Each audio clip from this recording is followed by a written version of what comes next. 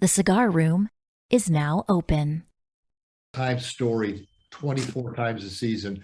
We weren't quite sure what that really was going to be like. As somebody said in the earlier panel, like, wouldn't you be afraid when you're dealing real time? You're just like, people are sitting there waiting, for the phone to ring, and it would be slow. It would be, unsuspenseful and kind of flat.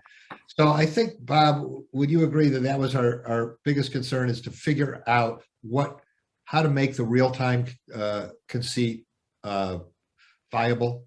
Yeah, definitely. I think it pushed us, one thing it pushed us to do was have multiple storylines, so you could cut from one hopefully exciting scene to another exciting scene with different characters. So we ended up having 4 or 5 different hallway door too, please. 4 or 5 different storylines going on together, and that was part of that. Was most of it was a response to the problem that you mentioned. Yeah. So it was a writing issue, but after a couple episodes, we realized, okay, so every show has their own rules when you write it. It doesn't matter if it's a sitcom, it's a dumb action show, or a smart action show, or whatever. They each have their own rules, and you write to those rules, and then they pretty much, writes itself. Define itself. And then you give it a Loceff, and he writes it. Right. Well, my belief about that, as it turned out, since I have a hard time making decisions anyway, you don't have to decide what to do next. The scene that you left off at a few minutes ago has to come back. You don't have any choice. That's right. And that made a lot of the decisions easy in when you were actually writing. And I guess Bob, Joel, or Michael, why do you think people are still talking about 24 these days, 20 years later? Like it's still, fans are still loving it. They're still talking about it. And why do you think that is? Well, I'll say real quick, I think it was a good show. It was a show that people enjoyed watching, but it's still, as far as I know, it's unique. I don't think there's been another real-time show since, and it's just different. It's still different from anything that's on television or has been on television. It sort of surprises me that people haven't used real-time more, because it's such an effective way to make the story move. Because in everything in film is pacing, even if it's a slow film, it has to be paced.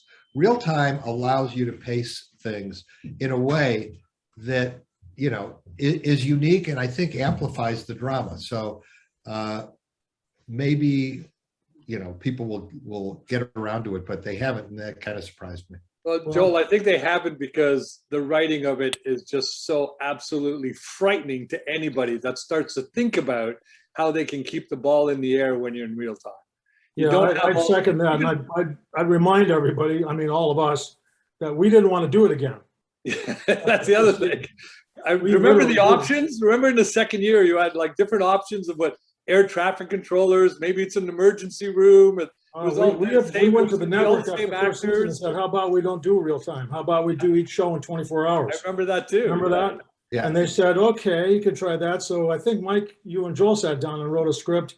It was a fine television script, but it wasn't 24. It wasn't what we were doing. I said, we're just going to have to bite the bullet and do the real-time version. So we went back to it. But it was not easy to do. And it was so hard to do. Literally, I think, didn't they offer us another 24 in the second season? Like, let's put 2 of these on the air. Yes, and we looked at them like they were crazy. Sure. No, thanks. We can't even do one. Yeah, take this one off. Yeah. The other thing too is Brad can talk about this, because even as a director, I spent so many years, those 7 years on 24, that when I went to another show, I started covering like the guy getting out of the car and going to the thing. I'm like, wait, I don't have to do this anymore. He can be in the car. I can cut to he's in the house. Even just the directing. Well, the really funny thing is so when we cast Sarah to play Nina, she literally went from the audition at Fox to the network, to the studio to shoot her first scene, and she was wearing a blue shirt. And we didn't have time to wardrobe her, and she wore that blue shirt. And Jim Lapidus has joined us, our brilliant wardrobe person. Hi, Jim.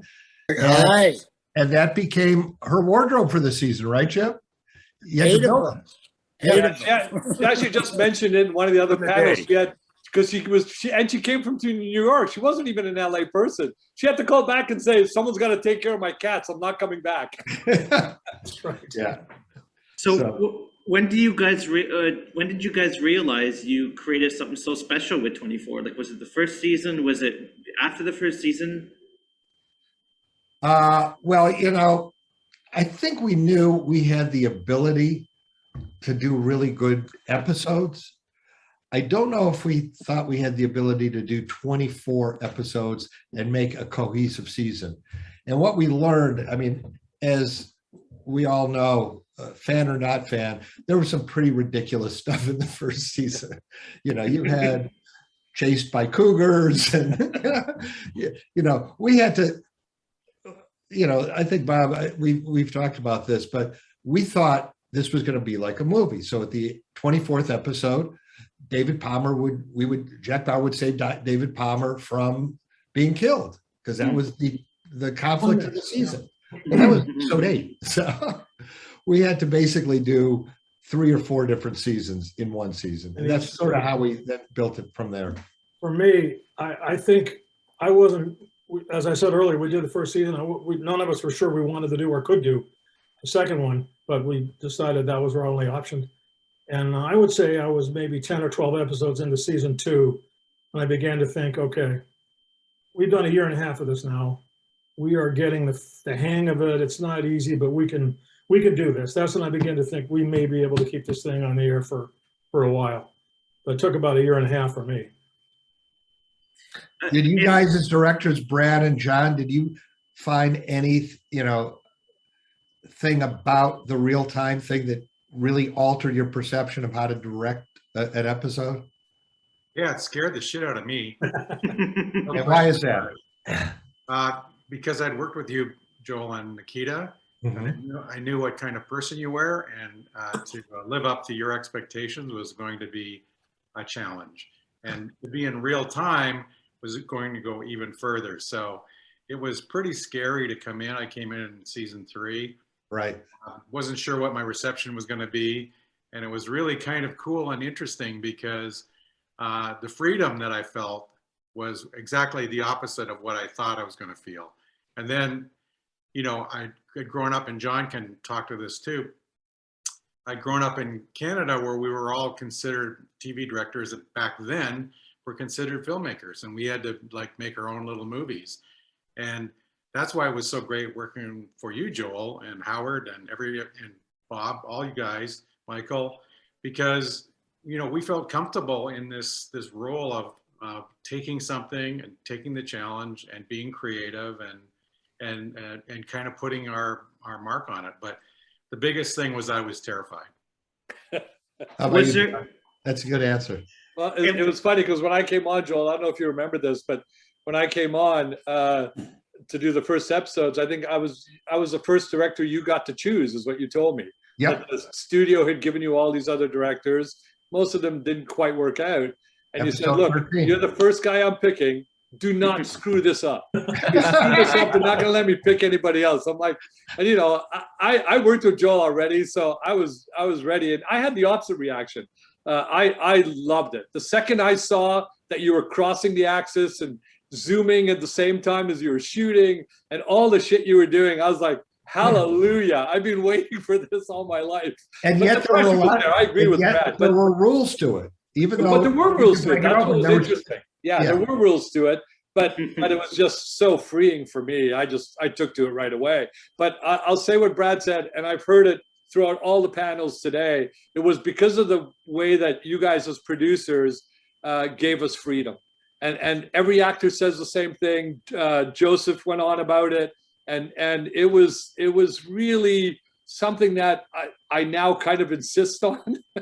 I bully myself into shows where they're going to let me do what I want, because I'm so used to, like, you know, having to not do what I want, but at least have the freedom to be involved in the creative process. Not here's a script, shoot every word, don't change a thing, you know, and that just, it's stifling television that I think both Brad and I really enjoyed our time on there because we got to be filmmakers.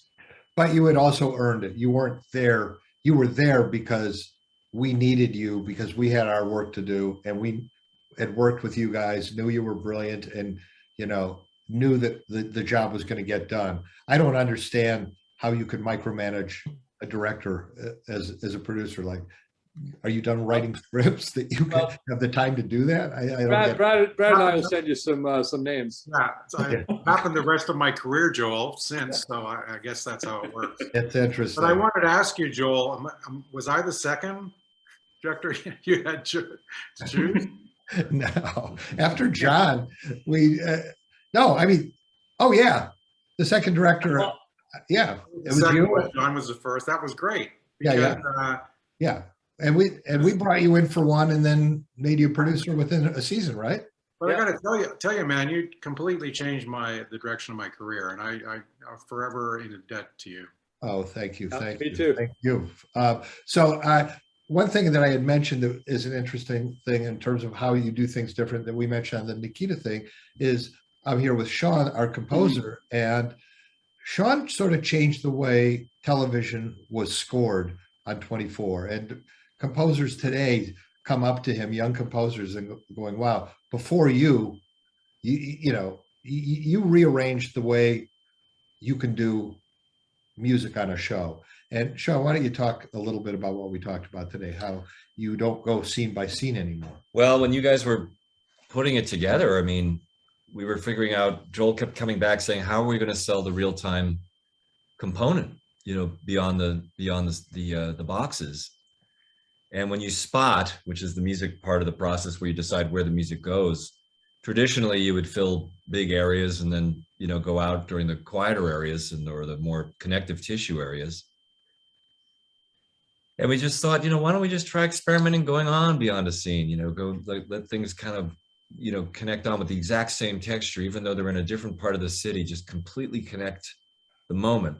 And we found that to be sort of subtextually very effective. And the one thing I will say about the guys who created the show is I became so fond of so many characters that I really didn't. I think I accidentally found out about the death of one character like 4 episodes too early, and I so regretted it because I was worried that it would that I would sort of like it would become a poker tell in the way I wrote the score for the character. That I would knowing that he was dying. I think it was Ryan Chappelle in season 3, and that was I think the first episode where we had what we call the infamous silent clocks that took us out. So when you guys were really breaking the stories and stuff, I loved discovering it as a fan, just as everyone else did when they watched it. So it was a really exciting time creating the show, being a part of that process. So there's so many incredible people who worked on the show that I was lucky enough to have as in the bunker with me. But I have to single out the most unique of all of them, which is my cousin Mike, who not only did not train as a writer, had never worked to a writer until one day I said, you need to help me write a script. Mike, tell everybody about your background, Mike. Yeah, right. Thanks, Joel. I mean, yeah, I'm a computer programmer, a physicist type mathematician by training, and a teacher. I never thought I would end up in this field, and I started helping Joel with some of the technobabble in his various scripts prior. Back in the 90s, before Nikita. And we had a chemistry together, and I didn't have any conceit that I knew anything about writing, so I just took everything Joel said as though it were true. And yeah, right. And that's how I felt on Nikita, but also on 24. Everybody around me was so good at what they did. And all you really had to do was just figure out some small thing that they believe they need from you and give that to them and nothing more. And it was a real discovery. It's probably true on all shows, but I found it true at 24 that even though we had ideas about who our characters were when we wrote the scripts, you really don't know who the character is on a show like this with this kind of talent until you see, Greg Itzen and Gene Smart saying the lines and Bob and Jon Cassar directing them and turning those lines into like 3 dimensions. once I saw that after the second or third episode of certain characters and certain shows and further on, then I could hear, I could hear their voices clearly from that point on. It was so amazing to watch professionals do that with the lines that you're giving them. So I still would have no idea how that would be done without such a great machine of talent. You were very good, Mike, at taking a scene and then taking it, all you needed in the scene is to get someone from here to the door and out the door. And Mike was especially brilliant at like finding something halfway to the door that became the scene.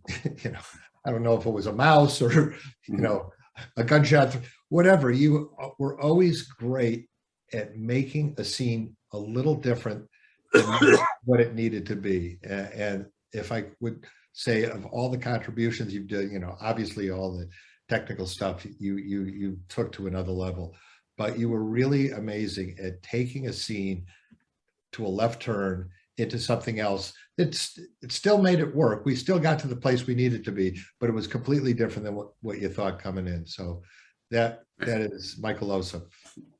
Sorry, go ahead, Justin. What did you guys learn from making 24 over the seasons that you guys were involved, like throughout the whole run? Did you learn any lessons from producing the show or from like writing scripts and coming up with stories? What were some of the lessons you guys learned? Bob? Don't ever try to do this again. That's one of the lessons that I learned from it. Well, we should also remind everybody, no one knows this, that between seasons, I'll never forget this, we would put the last one to bed. Remember this, Joel? And we would virtually do the last sound mix on the last episode. It would virtually go to air a week after we finished it because it was so tight. And 3 weeks later, I was already looking for locations for the next season. That's and right. while I was directing the finale, they were already writing the first two episodes of the other season. And that went for 7 straight years, 3 weeks off in between seasons. When I tell anybody I work with, especially all these people now doing 10 episode seasons, they're in shock. They look at me like, how is that possible? And I'm like, I'm not sure how we did it. No, it was just those 2 extra episodes. That was your hiatus. Huge. Yeah. Huge difference. So it was a miracle that it got done. And that's why the writing of this was incredible, because most shows won't even go to camera until they write every episode. And these guys for 7 years wrote them as they came out for 7 straight years. Yeah, that probably answers a question a lot of people may be wondering if they haven't already asked it in earlier sessions. Did we have the whole season planned out? We had maybe 5 or 6 episodes planned out before we started, and by the time we were halfway into the season, we were literally making it up as we went along. Bob, don't forget, you had the 5 or 6 episodes at the beginning of the season. In the process of writing, usually those 5 episodes, that action got condensed into 2 or 3 episodes in some cases. Yeah. And so, we were out of runway already. Yep. And that was, again, because of the way that I think Joel looked at this. It was there could be no air at all. And so anything that resembled air, nitrogen or argon, was removed from the scripts. And that's probably one of the components that made it. It's a paradox that Joel touched on earlier in the Nikita session. On the one hand, what you're saying is true, Mike. On the other hand, the show in some ways was slow. You had to slow things down. You had to have suspense. At the same time, for whatever reason, we chewed through story like nobody's business, like you just got through saying. We thought we were going to have the assassination happen at the end of year 1, like you would expect, and was, I think, episode 7 or 8, Joel said earlier. We have 4 or 5 villains a year. Yeah, 16 episodes left. Now what? Hey, Greg, as an actor coming into real time, what was that anything different? I remember Kiefer this isn't anything he hasn't admitted to. He didn't even realize the show was real time till halfway through the pilot. So that it was he's too busy script, and he was doing scenes, you know. Yeah. But no, I mean, did seeing the show and knowing the way the show was paced inform any of your acting choices? Probably not that I can think of right now, though. I Right. just climbed on the train and went along. Yeah. Yeah. And it's a fast train. Yes. Yeah. Yeah. We should put out a 24 train toy, because I don't think a single panel hasn't talked about the train that you have to jump on. And Jim, how about what were some of the specific wardrobe issues that you had doing a real-time show? Obviously, we talked about the Nina Myers. Can you hear me? Yep. I can. Yep. Yeah. Okay. All right. When we opened the box from the pilot, there was only one of, and some there wasn't anything of. Right. And we needed 6 to 12 of everything. Wow. And also the elements in LA. I mean, you have a girl in a tank top and jeans and strappy wedgie sandals running through LA at night. I mean, there was a lot of things we had to figure out. And the continuity was so important of what was going on. I bet. Yeah, that must have been a big deal. Well, the second episode, you're taking a girl in a jean skirt with flip-flops and you're hitting her with a car. So it was like... Yeah, crazy. Yeah, it was wild. And we learned. We all learned as we went along. When did you think you got it? By the beginning of the second season? We got it, but we would sit down in our production meetings and we would sit there and work very closely with the writer, the director, and you, Joel and Bob, and trying to figure things out, you know, because things had to go in a certain direction and some things weren't possible. I remember Kim, she was written, she takes off her belt and she digs a hole through the floor to get out of the cabin. Well, she wasn't wearing a belt and the floor was cement.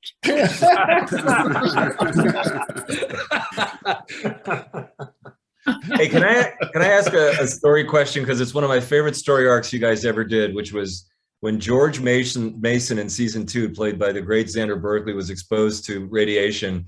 And he had a slow decline over the course of 10 or 11 episodes. I thought that was just such a masterful way of demonstrating the real-time process, but that was a drip slow process of him coming to the end. Did you guys have this idea that he was going to do that, or in other words, you said sometimes you get 5 or 6 storylines. Did you kind of did you know you were going to do that, or did you just sort of arrive at it? Do you have any memory of what you did? Because that was really one of the really great ones. Bob will answer that. Well,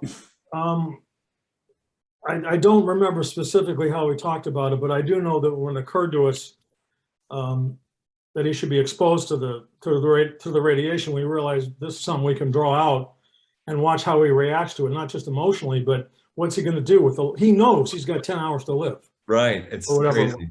And what is he like going to do? the perfect real-time story. In touch with his Yeah. kid? Yeah, that was the perfect real-time story. It was. I say that to everybody else. That's the one thing 24 can do that nobody else could do, because it was in real time. And imagine that in a movie. You'd have like 2 or 3 scenes of the guy dealing with it, and he'd die.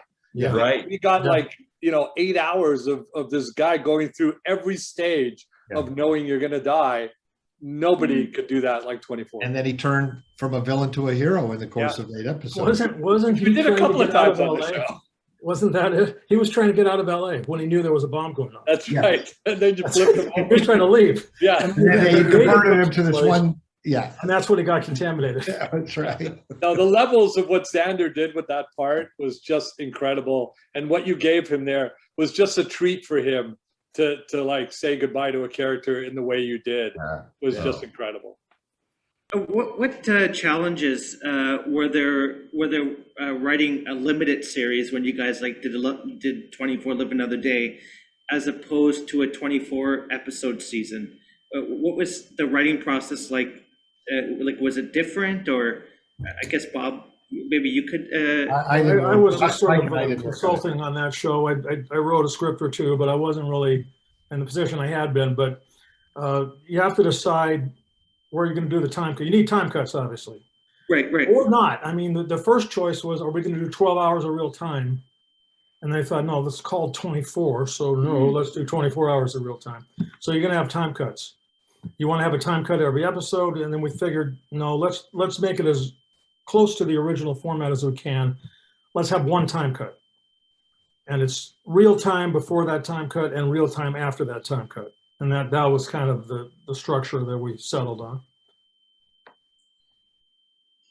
How much attention did you guys pay to like the fans, like during the show, like feedback from fans throughout the seasons of 24, and who was in charge of like paying attention? John had a lot of you've been a good interfacer with fans, John.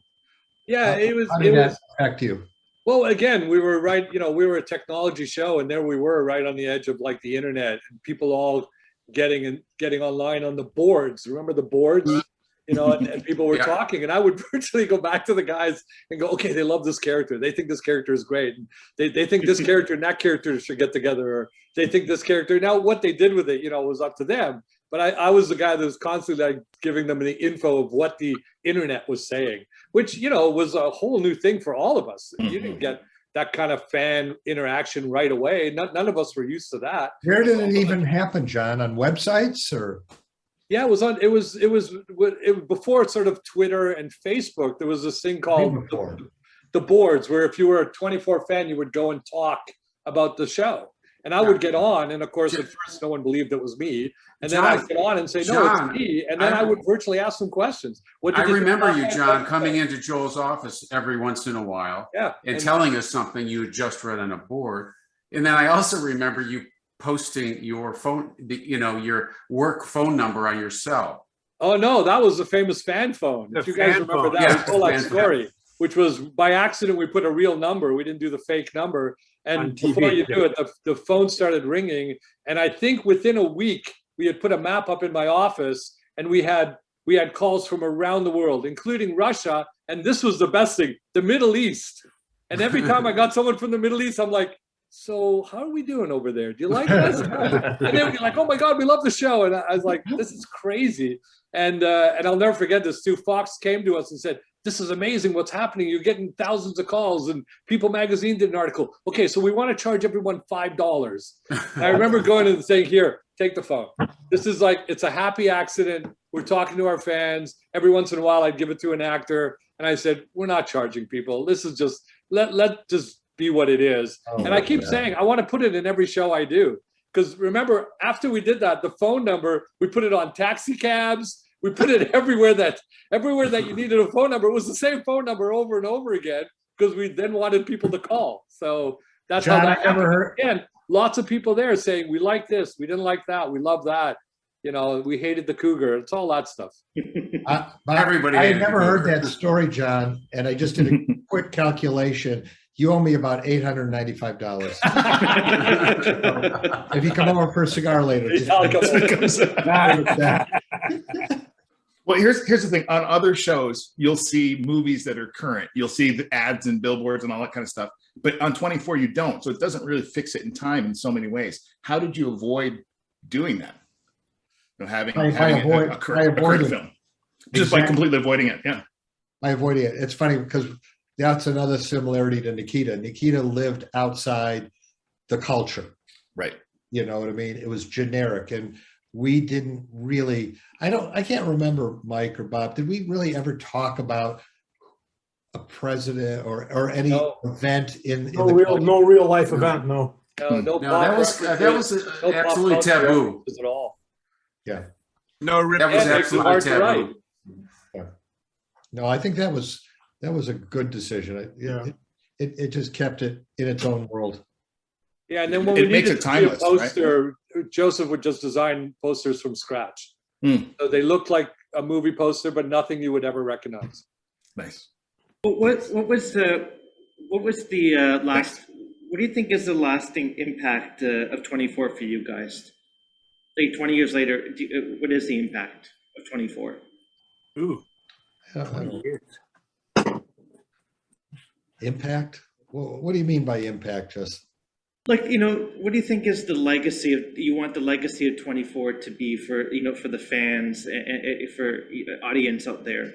I think the legacy, honestly, is it was the zeitgeist post 9/11 show. Okay. I like the idea that the real time thing was an innovation, but I don't hear people talking about that. Jack Bauer seemed to be a character for that time. That's why I don't know if Jack Bauer in today's world is as meaningful as he was in the 2000 post 9/11 world. I mean, I could be wrong. I mean, Bob or anybody? Well, I think you're right for two reasons. One, the post 9/11 thing, but two, superheroes are a dime a dozen now. And, Jack Bauer was in effect a superhero. I mean, he was almost of the stature, or maybe was of the stature of James Bond, who was a superhero. But now we've got superheroes literally by the dozen. And I think you have to come at it from a different angle now if you were going to do 24. Can't just be about a guy who does amazing things. There's got to be something else going on. For what I gotta say that I heard that this was the first, I hadn't been working as a composer very long, but it was the first time I ever had people talk to me after watching an entire season in like a little under a week, just sort of mass consuming a show that was still on the air that was in between seasons. First binge show, absolutely the first binge show. And the big decision, and Gary Newman's not on this thing, but was they had never released a DVD of a season of television for years after a season. So we would have finished the first year, like 2 years later, they would have done the DVD. Well, they felt that it would, and whoever made the decision corporately made the right decision to put the DVD out before the second season started so people could get up to speed with it. And then it, they had record sales and it became a DVD show. So I hate paying full price for anything, but I ran to Walmart as soon as it came out. I had to have, I couldn't just borrow it or rent it. I had to actually own my own copy. Yeah. So I love the DVDs. Yeah. It was a big deal. Twice, we had two characters on the show, James Heller and Wayne Palmer. They came back and played the president, President Wayne Palmer and President James Heller. Was there any other character on 24 that you could have seen played the president?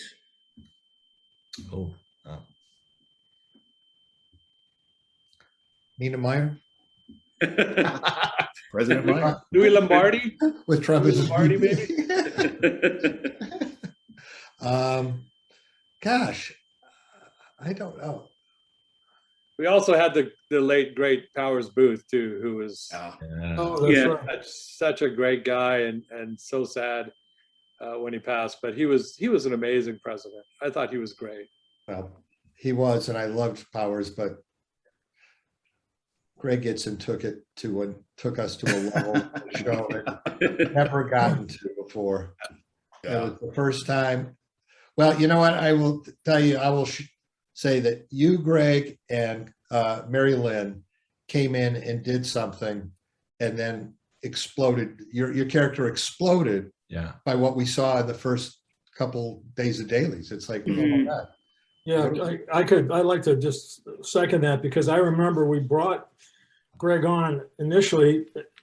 Check me if I'm wrong about this, Joel and Mike, but we wanted to get Palmer back into the play. David Palmer. Right. And so we thought, well, we have a president. Let's get rid of the president. And the vice president is someone who's so weak that he needs help. And he calls in David Palmer. Right. And Greg did a great job. He was so strong at playing weak. That we said, we've got to keep this guy around. This guy has to be a permanent part of the show. And that's how it happened. Yeah, that's where an actor's a writer in a way. Oh, yeah. Fantastic. And if I remember correctly, obviously David Palmer played a large, part in solving and contributing to the success of the good guys, so to speak. in that season. And Greg took a simple line like, David, you played a role, after he had crapped on him the rest of the time, and turned it into such a funny, tragic line. Yeah, that was our humor. That was humor on 24. Mary Lynn, Yeah, that was it. to do things that were just, you couldn't, they weren't comedy, but they were funny, you know, they were dramatically funny, yeah. So funny, Greg, you brought up in the another panel, you brought up the idea that when you found out that your character was turning bad and you've been playing this character all along, I remember having this conversation with you because you were going like, wait a minute, I've been playing this perfect person, and now I've been playing this character all wrong. And I remember we had this discussion. I said, no, you got you were covered your ass perfectly. In fact, you believed that you were a good guy. Yeah, so it works perfectly. I don't know what. I think the turn is going to be more fun, and you agreed. Here. Well, I mean, I can't wait. Greg's going to be on with Taima and Donnie Maropis and all of the. I compared it to when I was a kid watching Super Friends. You had the Super Friends and you had the Legion of Doom. So at that panel is our Legion of Doom because we got. Should I take it personally that I'm in that panel? Hey, you're in there too. Yes. You'll find out why. You'll find out why when you get there. There was one actor that I'll never forget. It needs Peter a good score. Mcnichol. If you remember Peter Mcnichol, yes. Our White House staff. Yeah.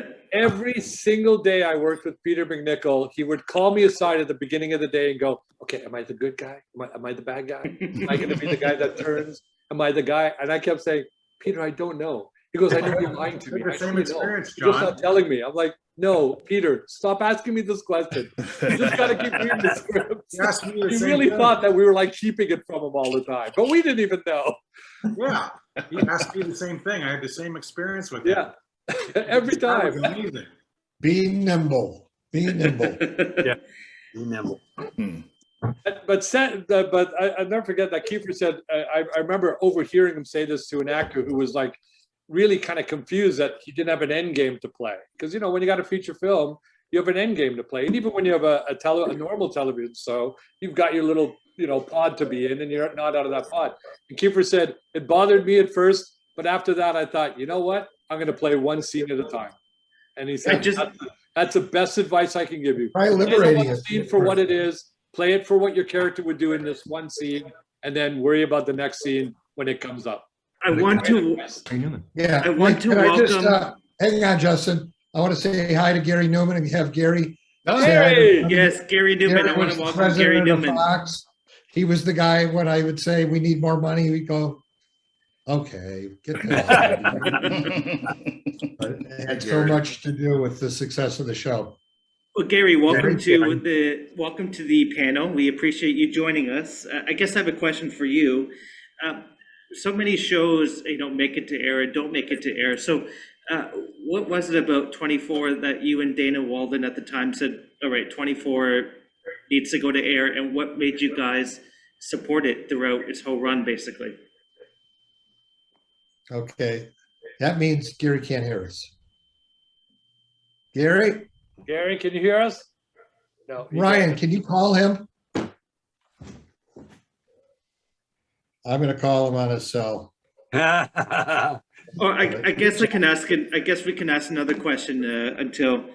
Did you guys ever envision 24 being turned into a format like Law and Order or CSI? Joel, I can't hear a fucking thing.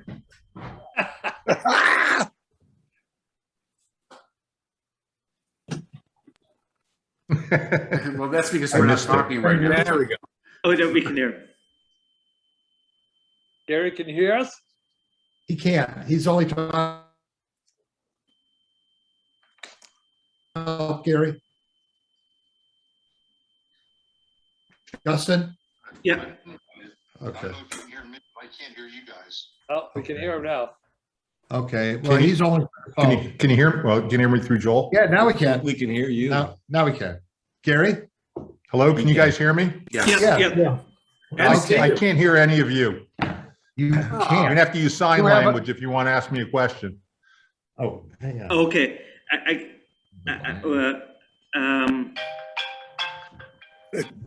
Can you don't. turn up the volume, or I've is there got a the mute? volume all the way up, and I've got the little box, it's unmute.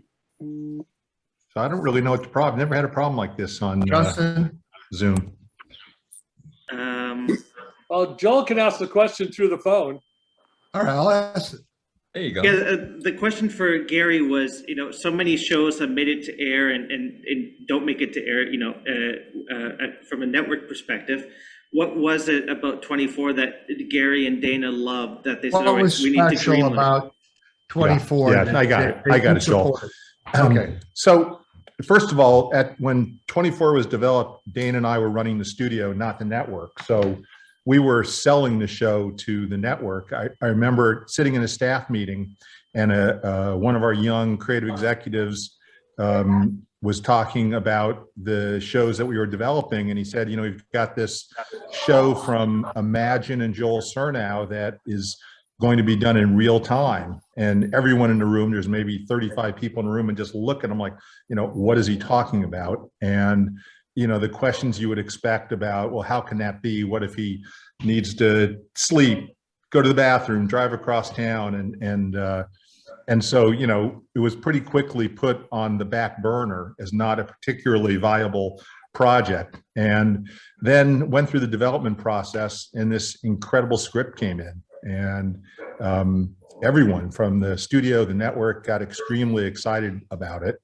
And then the pieces started coming together, the final piece being Kiefer. And all of a sudden this became, a project with a huge amount of potential. I remember when the cut came in, and the studio gets it before the network. And I watched it at home, as we did back then. And Dana and I got on the phone with each other and said, holy shit, this thing's unbelievable. And from that point on, it really was kind of charmed. It just glided through the system. It was the best pilot the network had that year.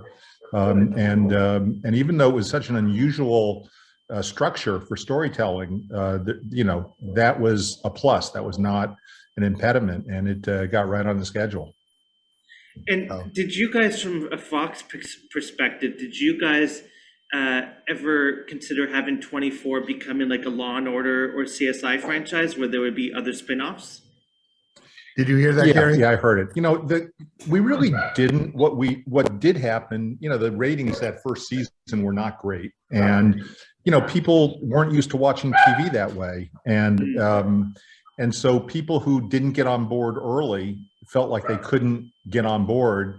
And so at the end of the first season, the network said to us, we think we want to, and if you guys already talked about this, Joel, you can stop me, but they that's what I brought up about how you guys were brilliant in bringing up the DVD. I had mentioned that. Yeah, they wanted to turn it into an episodic series, and we all thought that was a horrible idea, but they really were insistent. So I believe Joel and Howard probably wrote a script to show them what an episodic series could be.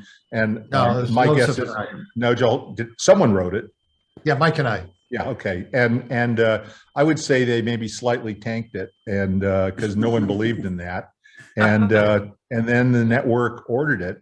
But, I was thinking about this earlier today. And again, if you've already covered this territory, just someone, shut off my mic. But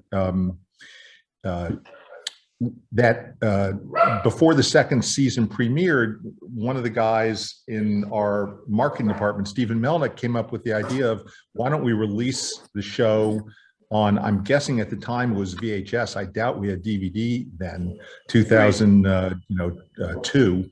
And because the show is great, and if people see it and they see the first season, they'll show up for the second season. And it really had never been done before.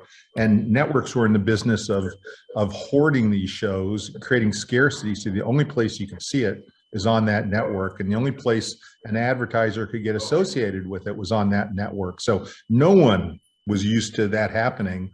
And we moved forward with that. We kind of just did it on our own, figured we'd say we were sorry rather than ask for permission if they didn't like it.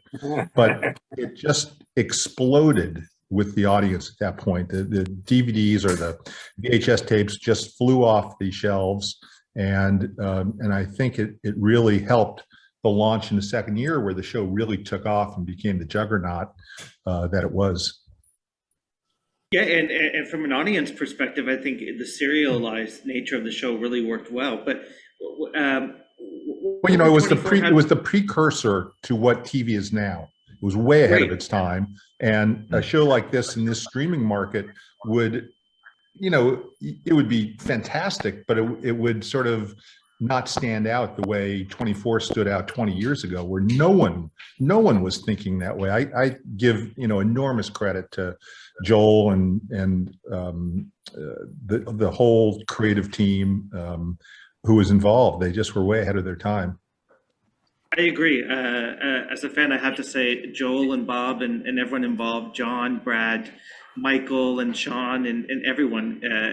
You guys are all brilliant writers. You guys are big idea people, and I have to say, you know, I'm obsessed with 24. I love it. It's, you know, we all love it. And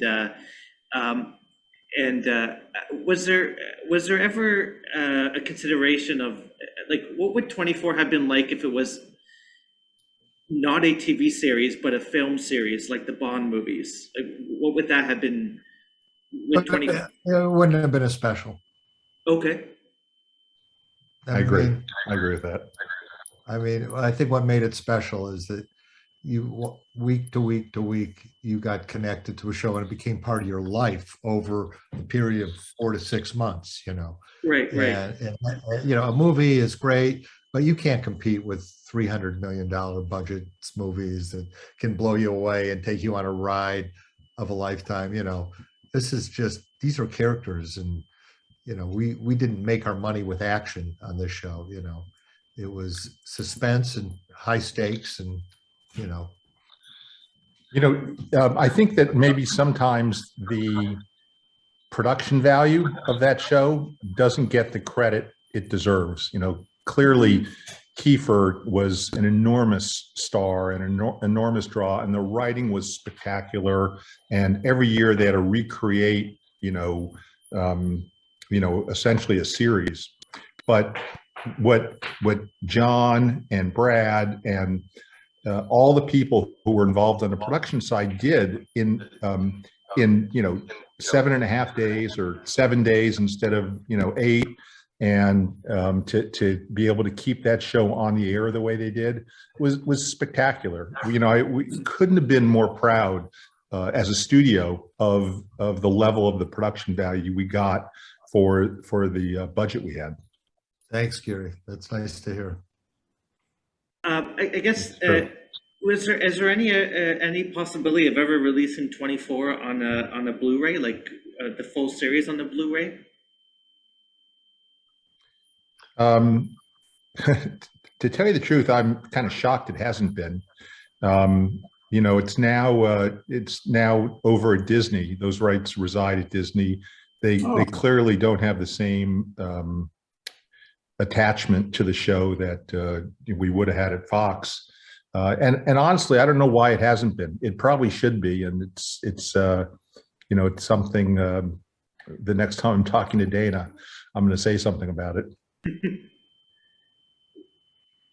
Thank you, Justin. This has been great. Is there anything else I haven't covered you guys would like to talk about? The unconventional techniques on the show that were used, or anything like that? I don't think so. I think we covered a lot. Joel, I appreciate you calling me and including me. I felt that I couldn't. I just saw all of a sudden you popped up. I was talking about you, and then 2 minutes later you popped up. So I'm glad you got Justin, on. Thanks, Gary. Thank you for sending me the link. Well, anyway, Gary, guys, it's great to see all of you. You should be so proud of this. I know we at the studio, those of us who are, those who are still working there and those who aren't, we're all just, proud of the achievement of the show. It was really remarkable. Absolutely. Absolutely. Thank you so much. See you guys Thank as well. you, Gary. Thank you. Thank you. All right. See you, All everyone. right. Take care, Gary. All right. Take care, guys. Thanks, everybody.